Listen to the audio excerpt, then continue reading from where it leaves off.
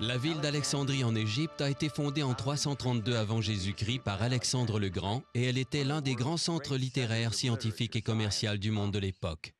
La ville regroupait un amalgame d'idées religieuses et de philosophie classique. On trouve des indications crédibles confirmant que les chrétiens d'Alexandrie ont été les premiers à remplacer le sabbat par le premier jour de la semaine pour le culte du dimanche. Ce changement a eu lieu un peu avant l'an 120 de notre ère. Un des premiers documents indiquant que les chrétiens observaient le dimanche est la soi-disant épître de Barnabé. Précisons qu'il ne s'agit pas du Barnabé dont il est question dans les Actes des Apôtres, mais plutôt d'un pseudo-Barnabé. C'est un pseudépigraphe.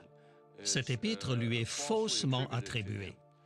Il semble qu'elle ait été écrite par quelqu'un d'Alexandrie en Égypte, où l'on avait tendance à tout spiritualiser. Et c'est ce que fait l'épître de Barnabé en n'appréhendant rien littéralement.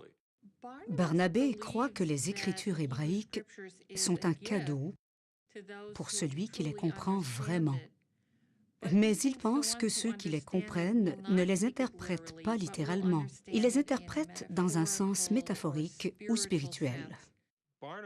Barnabé prétend que lui et ses disciples observent le 8e jour de la semaine, le lendemain du sabbat. Il s'agit évidemment du dimanche. Il condamne donc le judaïsme et tout ce qui lui est associé, y compris l'observation du sabbat. La lettre de Barnabé est le témoignage que le dimanche était recommandé comme jour d'adoration chrétien.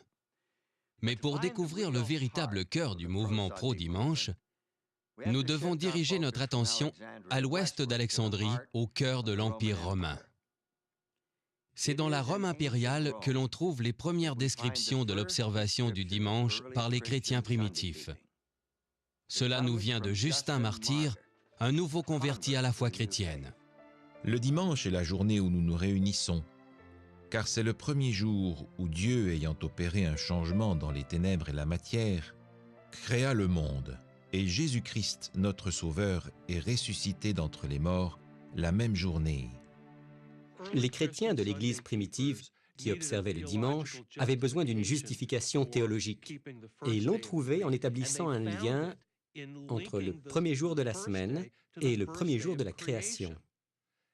Ce faisant, ils niaient l'autorité du Christ, qui s'était lui-même proclamé maître du sabbat, du 7e jour de la création.